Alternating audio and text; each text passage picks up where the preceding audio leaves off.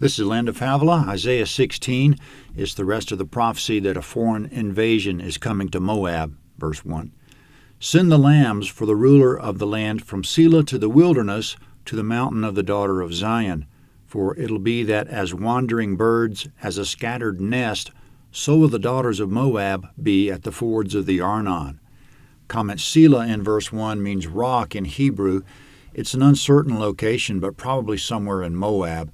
The verse says, Send the lambs for the ruler of the land, from Selah to the wilderness to the mountain of the daughter of Zion. The meaning is probably to the effect that the king of Moab should send lambs for sacrifice to Jerusalem. He should make an appeal to Yahweh, the God of Israel, in other words. But probably the king of Moab didn't take that advice, since historically the Moabites worshiped Baal Peor and Chemosh, Numbers 21:29 and 25:1-3.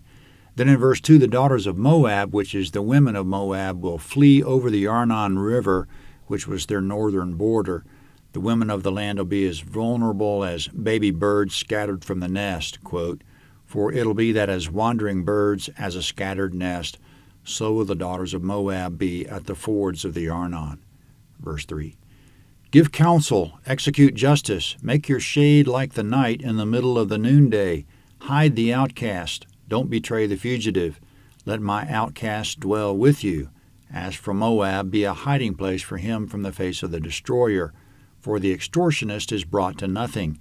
Destruction ceases. The oppressors are consumed out of the land. Comment verses 3 and 4 we just read are God's advice to Moab. If we can read into it a little bit, the Assyrian armies will be advancing through the neighboring countries.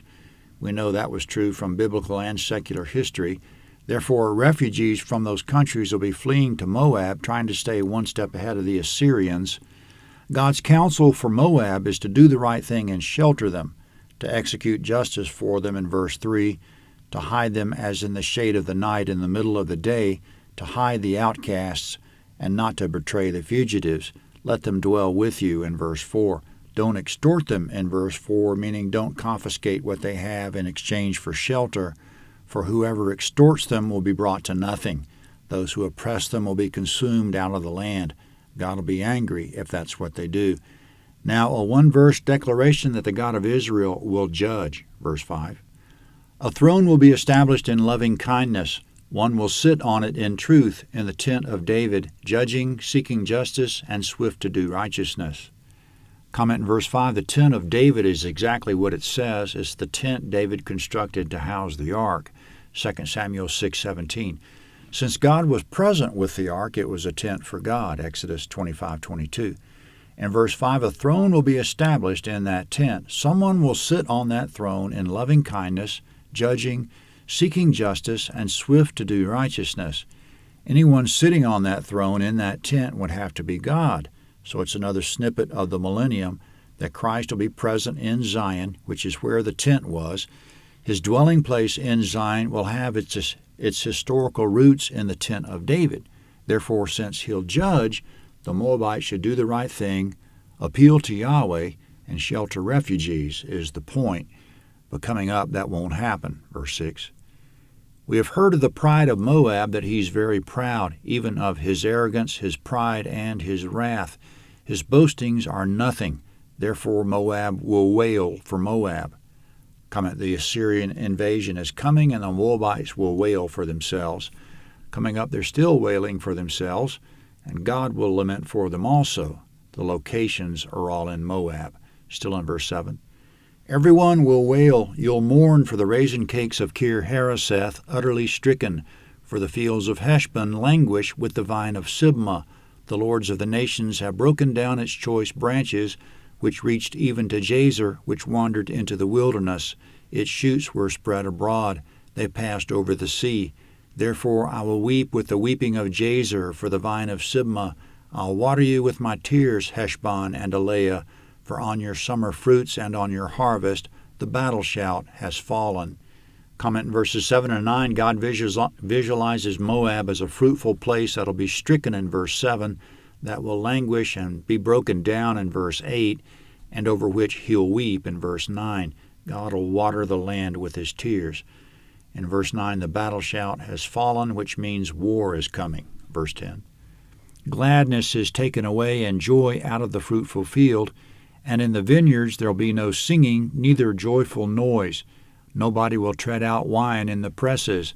I've made the shouting stop. Comment, there'll be an interruption in agriculture because of war. Nobody will tread out the wine presses because God has made all that activity stop. Now more lamenting for Moab on God's part, verse 11. Therefore my heart sounds like a harp for Moab, and my inward parts for Kir-Heres. It'll happen that when Moab presents himself, when he wearies himself on the high place and comes to his sanctuary to pray, that he'll not prevail. Comment in verse 12, the Moabites will weary themselves praying to their gods on tops of their high places, but they will not prevail. Their prayers will be to no effect. Verse 13. This is the word that Yahweh spoke concerning Moab in time past. But now Yahweh has spoken, saying, within 3 years, as a worker bound by contract would count them, the glory of Moab shall be brought into contempt with all his great multitude, and the remnant will be very small and feeble. Comment, Isaiah says in verse 13 that this isn't a new prophecy. It was spoken in time past. But now in verse 14, Yahweh has spoken again concerning this prophecy and says it will come to pass within 3 years. Moab will be brought to contempt. The surviving remnant of people in the land will be small and feeble. As we commented at the beginning of this prophecy, the Assyrians invaded and conquered Moab during Isaiah's lifetime between 734 and 732 BC. Isaiah 17 is next.